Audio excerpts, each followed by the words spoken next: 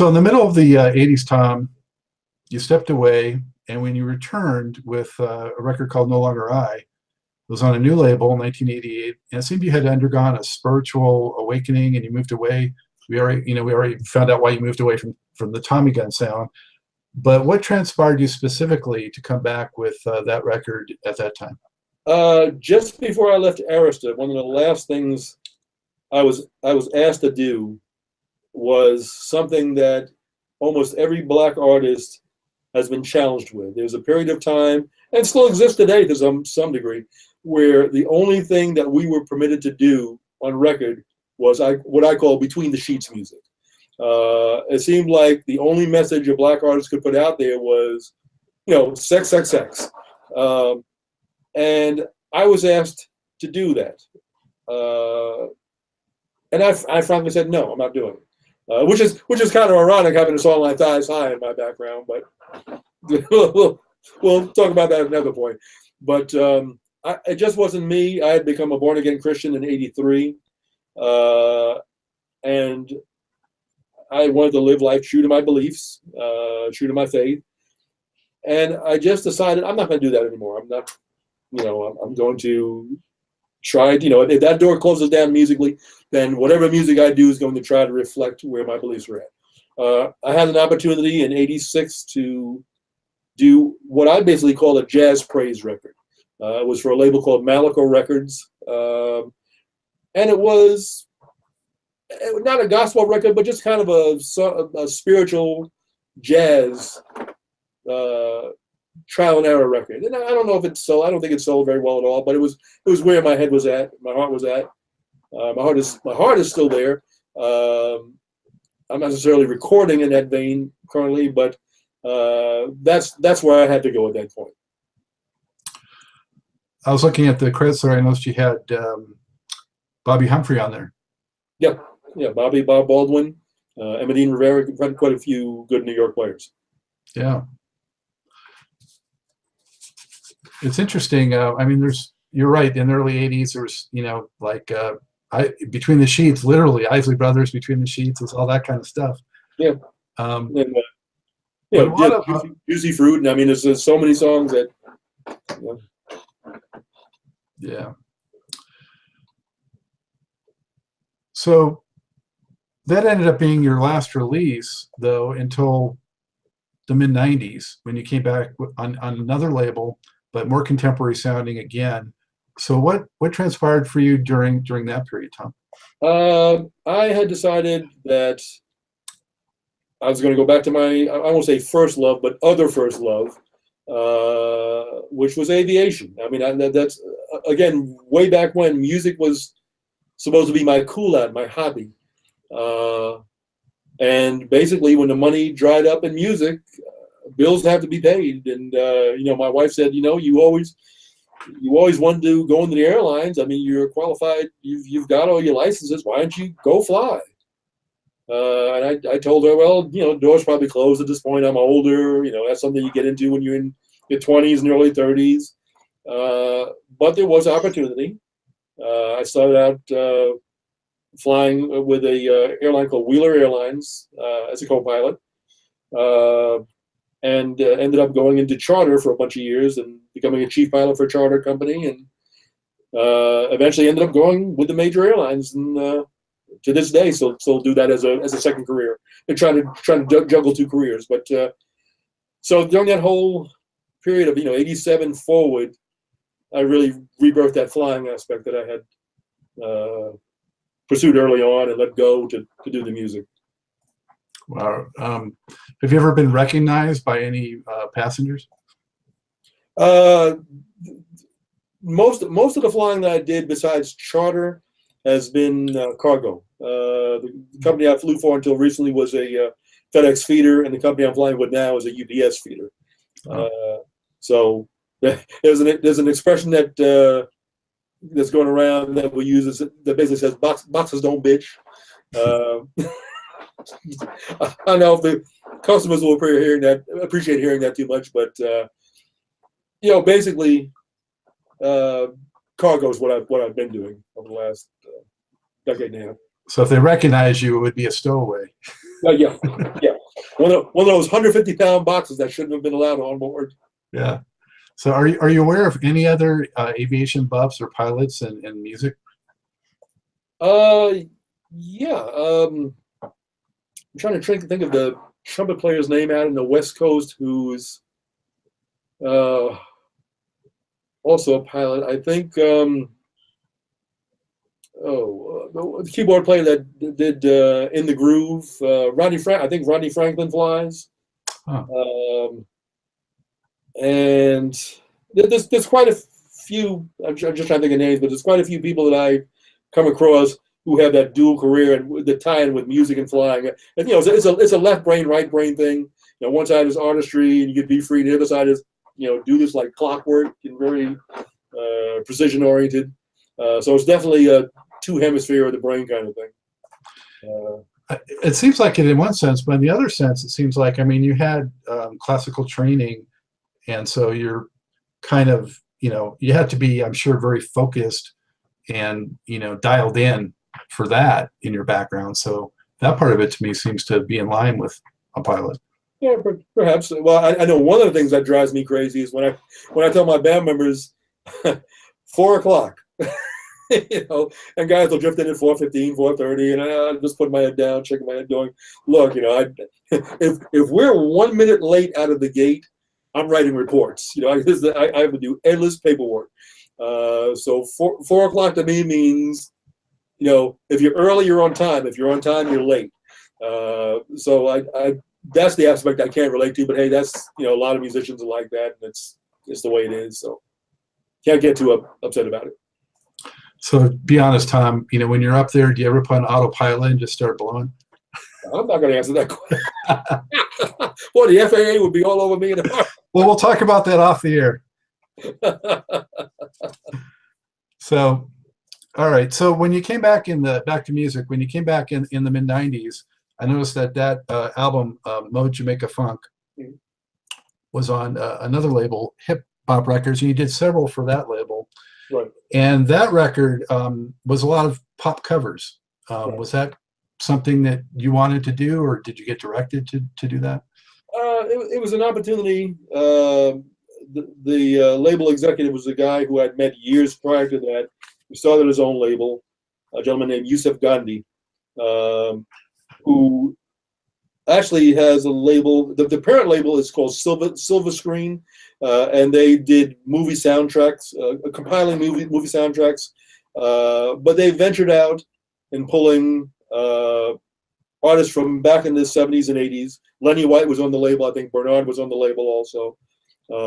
Patches Stewart, who they felt needed to have an opportunity to be resurrected. And so their whole thing was merging this sound of as the name implies, hip hop with bop and jazz flavor. That was the whole direction of the label, and it did fairly well. I think it was a little ahead of its time because that's pretty popular. Jazz and bop is hip hop and bebop is pretty popular now, but at that particular period, it was just being birthed, and so I'm not sure that the timing was right on the label, but it was definitely a good effort. Is that also the genre they call acid jazz? Acid jazz is more of a UK thing. It's more of a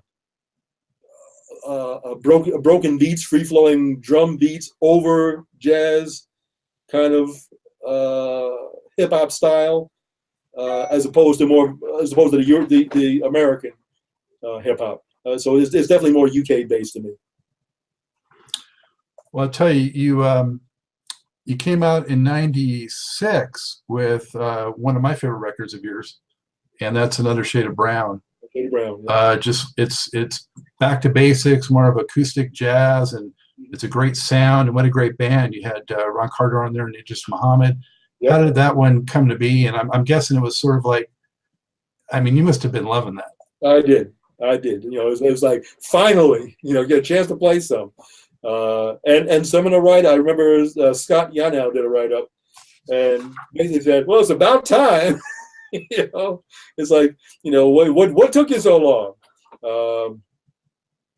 Yeah, it was a chance to breathe, just a chance to say, you know what, I do play this music, I do enjoy this music, and yeah, again, with what powerhouses. I mean, Ron is a foundational cat that's played with everybody who is anybody.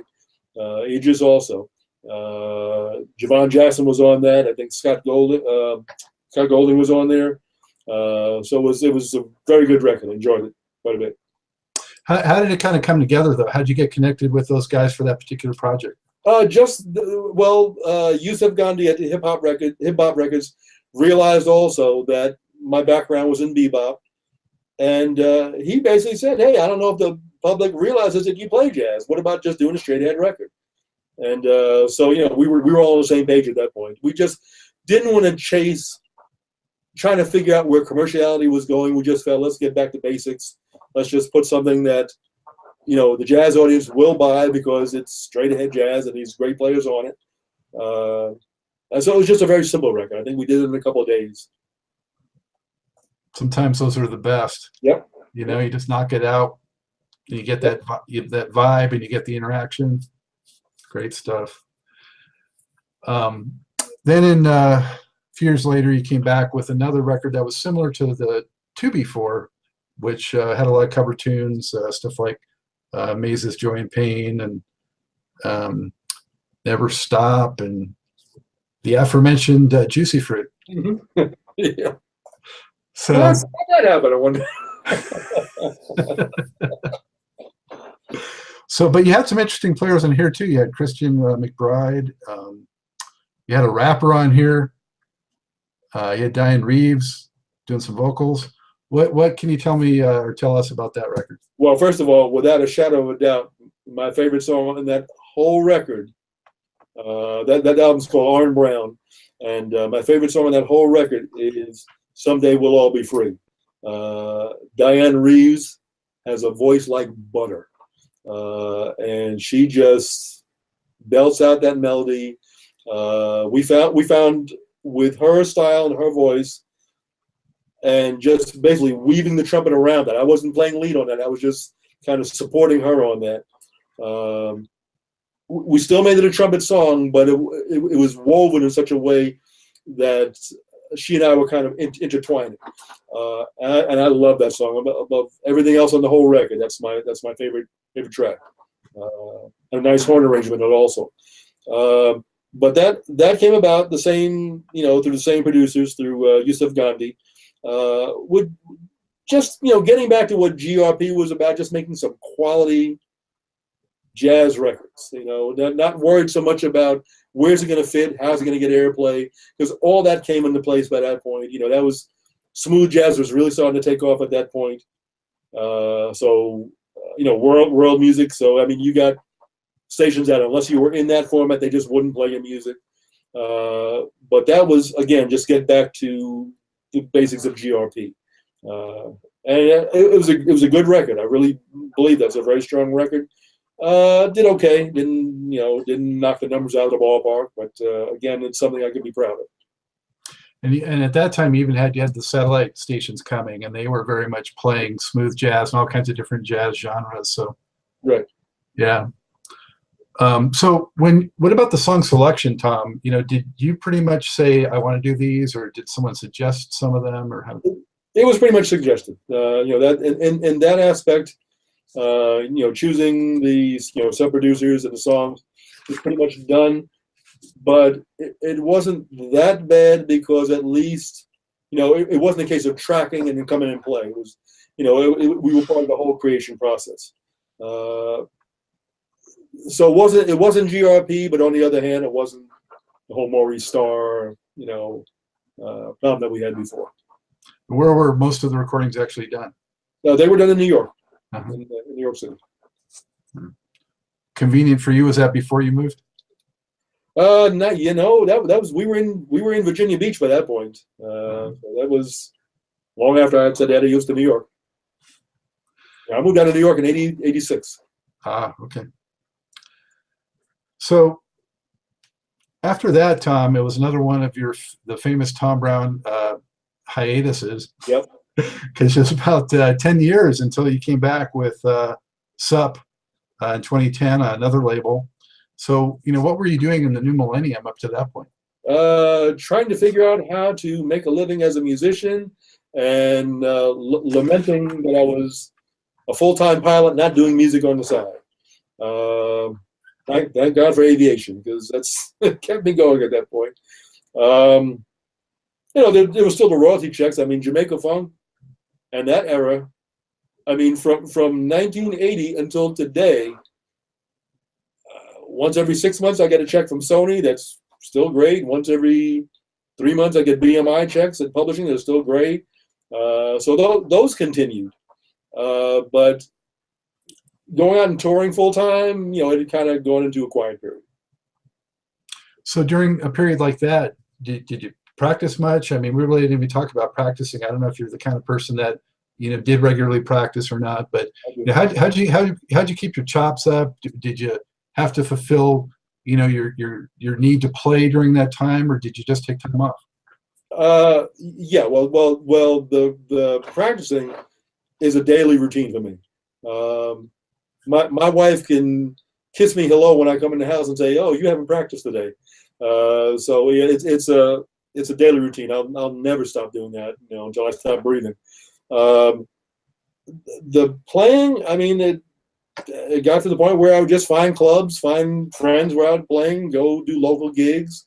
There's plenty of restaurants that I would just take tracks down to and play background dinner music. Wasn't too proud, just a matter of playing some music somewhere.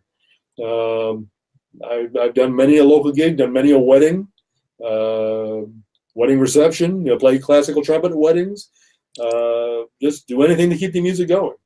One thing I tell a lot of young players is that you cannot let a label define who you are. That was one of the big minuses that I had back with, I'm not going to mention any names, but with the head of Arista at that time, was that I let CD, or those initials? Yes. Let him define who I was, and I refused to do that again. Whether I sell records or don't sell records, I'm a musician. I will continue to be a musician.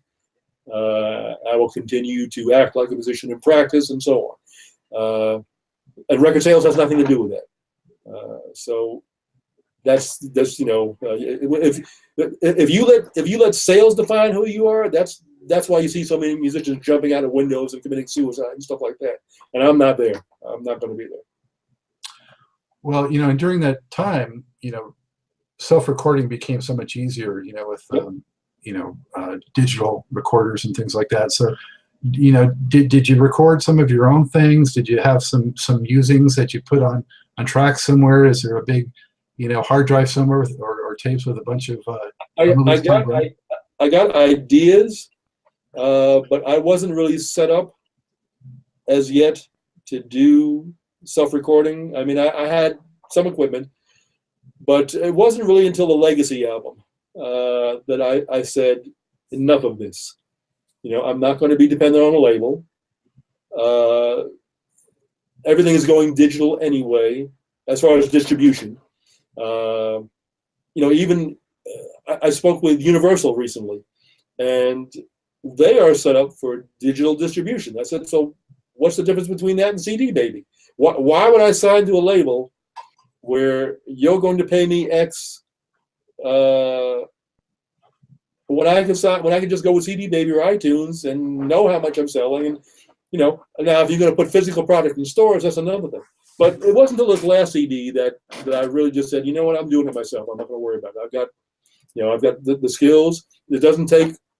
I learned a long time ago from engineers that the two most important elements in a recording studio are a good set of speakers and a good engineer.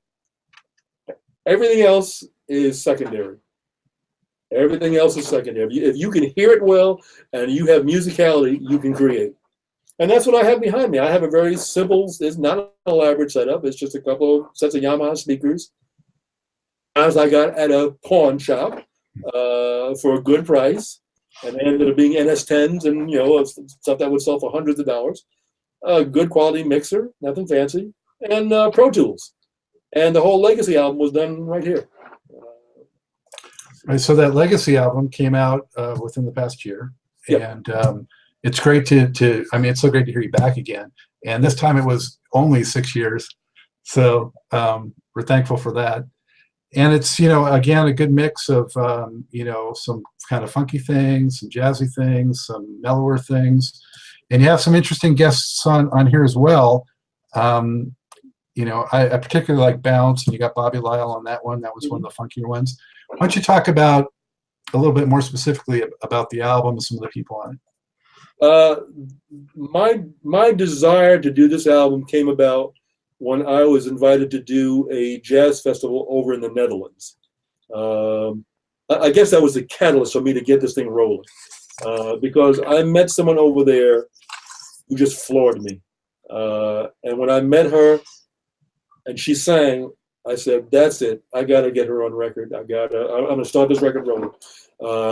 I met this young lady who is from the Philippines, and she's living in the Netherlands, and she was contracted to sing on Jamaica Funk. And I said, ain't no way she's going to be able to sing Jamaica Funk right. I mean, she's not she's not black. She's Filipino. How is she going to sing the funk right? That was my naive logic, but.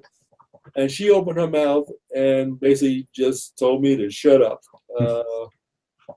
Joyce, her name is Joyce San Mateo. And I basically vowed that upon hearing her, I would start this project. And so she and I teamed up, business partners, and basically did this thing transatlantic. I mean, Bounce was done transatlantic, where we sent tracks back and forth, worked on it. Daydreaming was done transatlantic, so it's a new day. Email and Pro Tools, it's a new day. I mean, it's just about at the point where we could sync up live and do stuff. It's not quite there yet because of delay factors, but it's almost there. But as far as putting tracks together, it's too easy. It's very, very easy to do it now. And I would suggest to any musician that has a desire to record, you don't need a label anymore, and you don't need to pay $200 an hour in a recording studio. It's very easy to do. Well, because I mean, the one thing they used to do is not just the distribution, but they would also do promotion. But, yeah. I mean, they're not doing much of that anymore either, and they only do it if they're happen to be really behind your particular record. So, well, I'd hired. I'm going to leave the company nameless, but I'd hired a major smooth jazz. And only I say smooth jazz only because today there's no other market for a jazz artist. I mean, there's either straight ahead jazz, smooth jazz, or R&B. There's really no other market for an artist to go in like myself. And if I was going to go R&B, I'd probably have to pay more in payola than the cost to make the record. And that's just a reality of the day. Payola is supposed to be illegal, but it's bigger nowadays than it's ever been. So smooth jazz was the niche that I had to go in, but that doesn't say that this record is a smooth jazz record. It's just that's how I had to market it. But as far as the material and the songs, it's just something that came together. I mean, I was given some tracks, we composed some tracks. It just felt very, very right with Joyce doing what she did, and Bobby's contribution. The record just basically came together, and so it was a very pleasurable record to make, and just having that whole feeling of doing it myself and putting it out was on time for me. It's amazing, Tom, how much American music has influenced all these other countries, and they've embraced jazz and funk, and so many of the blues guys. And I haven't gone over there myself, but I hear the receptions are amazing, and a lot of times they appreciate more than the Americans appreciate because we're all spoiled and jaded here. But did you actually get much chance to play overseas? Yep. Yeah, I go overseas regularly. I'm getting ready to go to the UK and Spain here in about another month or so. I go to Japan pretty regularly. And you're right. It's a different. It's a more well-rounded audience. So you can play stuff from back in the '70s, and they'll appreciate it. If you go to Japan, it was the weirdest thing the first time I went to Japan, because the audience will sit there And you could be playing your heart out, and they'll sit there and not make a sound. And your immediate reaction is, well, I guess they don't like it, right? But as soon as you stop playing, they'll go wild into applause. They listen. They appreciate the music. They really, and even the musicians. If I send my tracks over to learn the parts that the musicians I hire are going to play, they'll dissect the music and listen to every little nuance. So it's a different kind of audience there. It's just a more appreciative audience overseas. So we talked about, first off, before moving on, I wanted to ask you, how's Legacy been received, and are you satisfied with how it's doing in that regard? I am. It's doing very well. I obviously can't compete with the numbers from the early Irish GRP days. I don't even think those numbers apply to jazz artists these days. But it's doing very well. It's getting a tremendous amount of airplay. One thing that I did find out with the Legacy CD, and you were asking as far as promotion, I'd hired a company to initially promote a single from that CD, and so they basically emailed a jazz blast to a lot of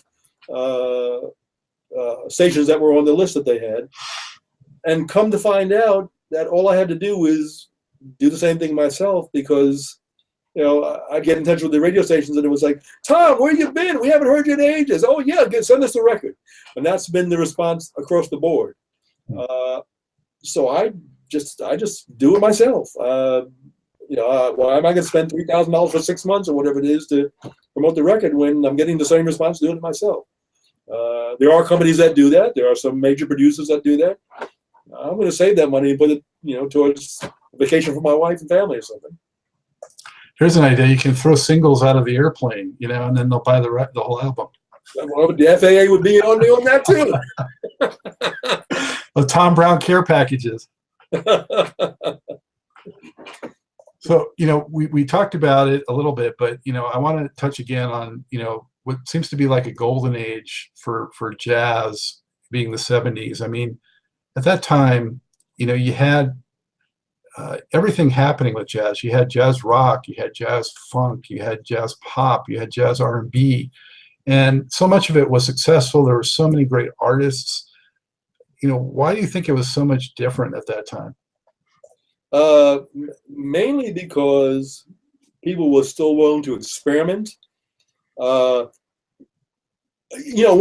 thing the jazz purists will say is, I just like bebop. I doubt seriously that if Miles Davis were alive today, that he would be playing Seven Steps to Heaven. I seriously doubt that. He when he died, he was already well into a new era playing new music. Wayne Shorter and Weather Report were playing new music back in the 70s. So all these jazz artists that were known for playing bop were, it was called fusion then, or crossover, but they were going into a new style, and people weren't afraid to do that then. Now it's become, you got to wear a suit and tie to play jazz. You got to, if it's anything later than 1955, it's not pure jazz. We can't do that. There's so many pigeonholes onto being an artist that it's not even artistry. I mean, what happened? Did jazz die in 1960? I mean, the guys who were from that era would not be playing what they played in 1960 if they were here today. And that's already been, Miles didn't, Freddie didn't, Donald Byrd didn't. So we have to assume it would have gone on to a new plane, a new era. But not so for a lot of folks who were, jazz purists, and that bothers me. It irks me. But I think that's one of the reasons why jazz has always been a music that has been representative of what's been going on culturally. So in the 40s, during wartime, there was the swing era. There was, good times, dance era. In the 50s, it was a very, 50s and early 60s, it was a political statement. The cool era, the bebop era. Music in the cool era really reflected a lot of the rage and a lot of the outlet that was happening in terms of the new movement, Black Power movement, and so music has always been reflective in that sense. But that's been lost in a lot of ways. Music has just become very generic. You'd probably tell me just as well as I'd say it. I mean, if you hear one soprano sax player, you've heard 10 of them. I mean, it's a different era, Yeah.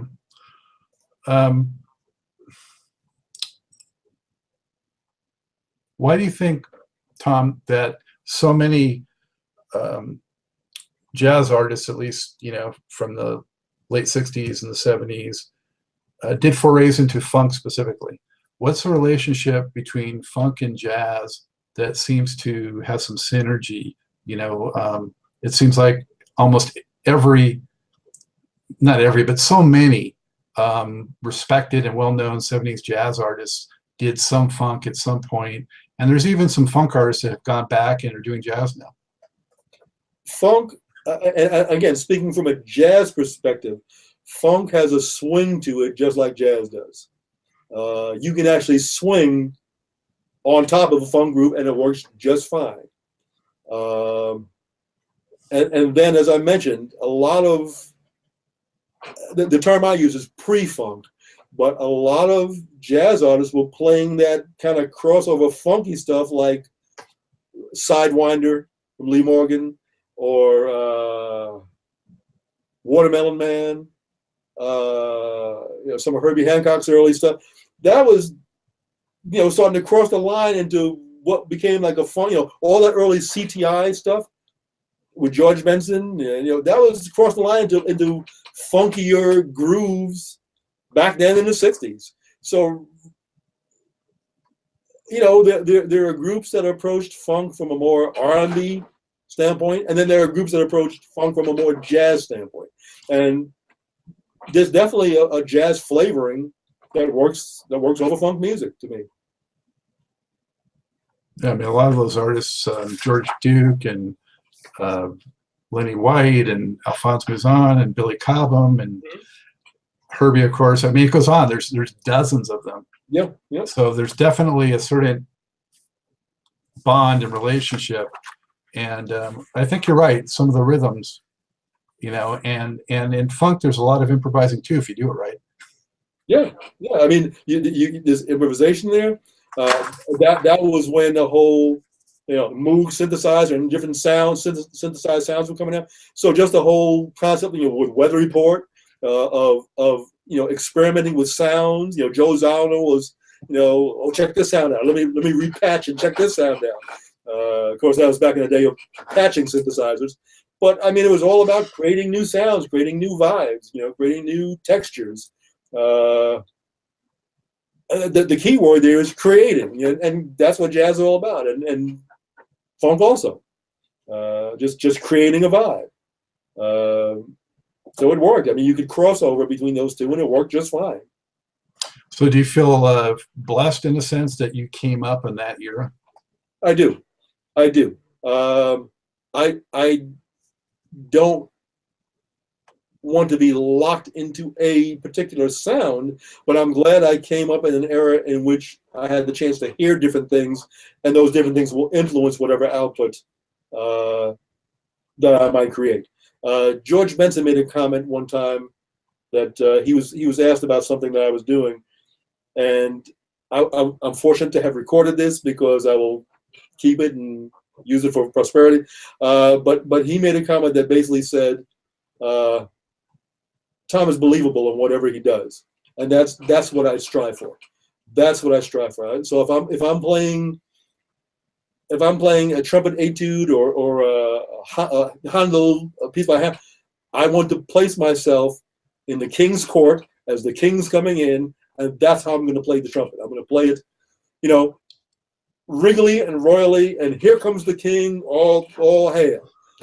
That's how the trumpet's meant to be played. Well, the same thing in jazz. If I'm or funk, if I'm playing in a certain vibe and it's got a lean to it, and I joke with them, I say let's walk on the stage like that because that's the vibe, and so the music should have a lean to it. that it's all about being believable. I mean, if you're playing something that's not believable, then you're missing the whole point. Yeah, I think that's what we were talking about earlier, but that's a great way to put it. I mean, I think it's that authenticity. Yeah, exactly.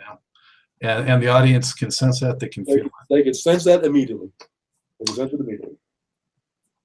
We talked about Freddie Hubbard being an idol of yours. Who are a couple of other guys that you shared studio or stage time with that are particularly memorable or special?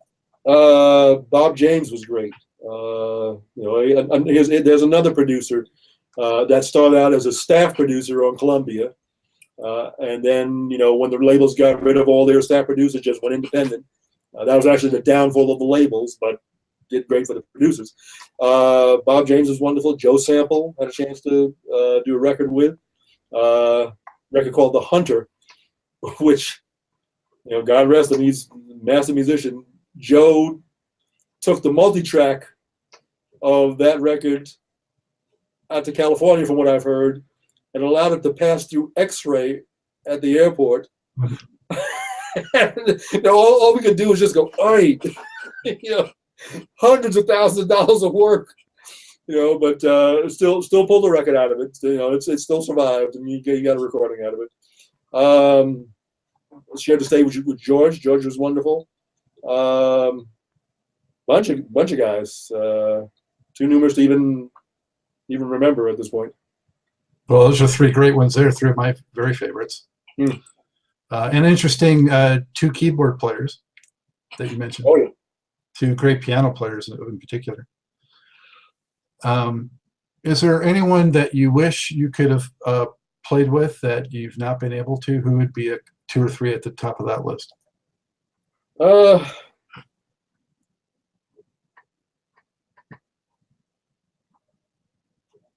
I have to think about that for a moment. I'm sure there are, but having three boys has kind of deteriorated whatever memory I had. One of them is currently 16. I'm 63 with a 16-year-old, so that's just so much fun. I have a 12-year-old. Okay, so yes, sir. You understand? I thought I was done with this, but here I go again. Yeah, understood. Well, you can ruminate on that for a minute while I ask you a couple more questions before we wrap up. The other one's going to require you to think, too, so I apologize for that. And that is, when you look back, concerning your musical accomplishments, what are you most proud of? We talked about some things that you aren't so proud of. What are you most proud of? I'm proud that I didn't have to resort to the cursing and carrying on and negativity and just really doing something I'm not about spiritually on stage. I know a lot of artists that performance is X-rated, basically. I'm glad I didn't do that. Recording-wise, I'm actually most proud of the Legacy CD. I'm actually most proud of the last CD I did, because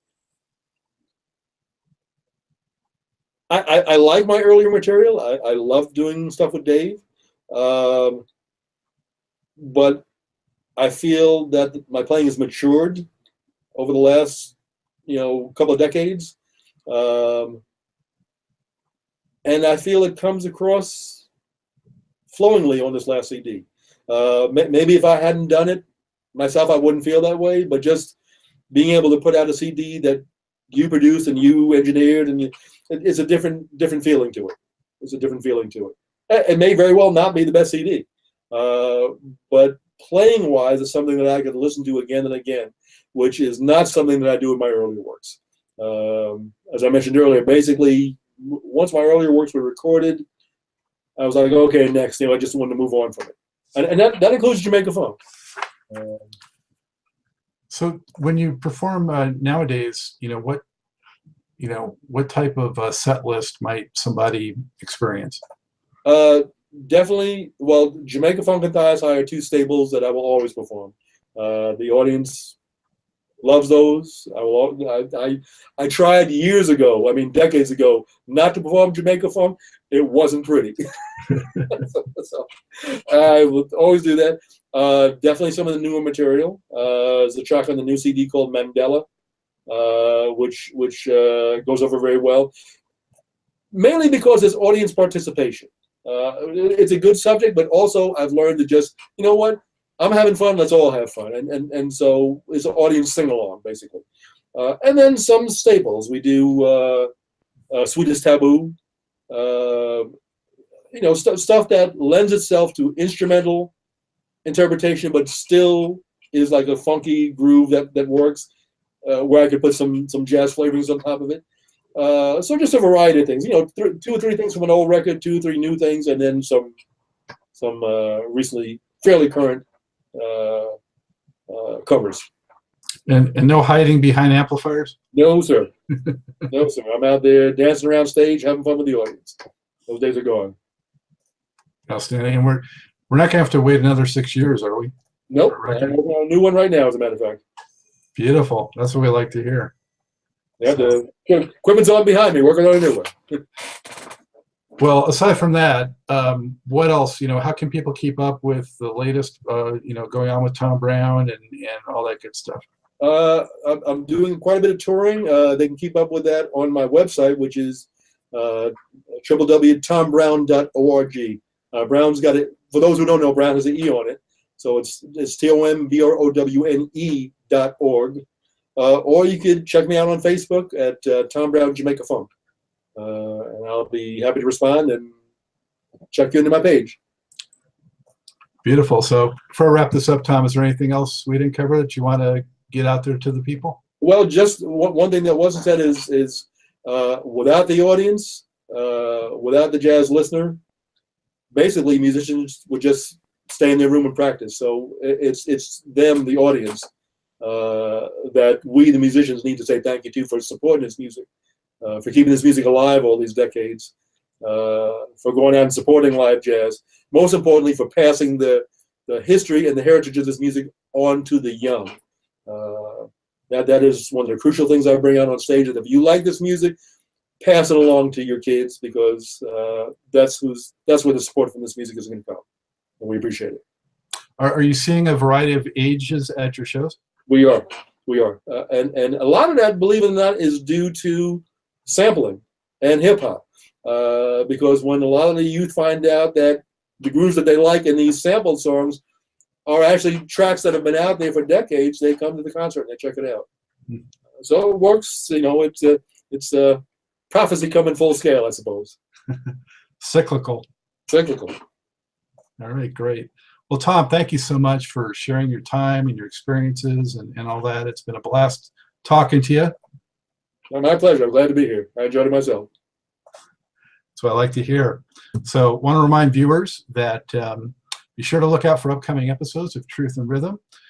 Catch up with installments at funkinstuff.net and on YouTube, and also podcasts, the audio version on iTunes and other leading podcast providers. If you're an artist or music industry figure interested in being on this show, or you're a fan wanting to see a particular artist on the show, email me at scottg@funkinstuff.net and we'll try to get it done. Until next time, on behalf of Tom Browne, my fellow North Carolinian, this is Scott Goldfine saying, keep on vibing to the rhythm of the one. Keep on vibing to the rhythm of the one.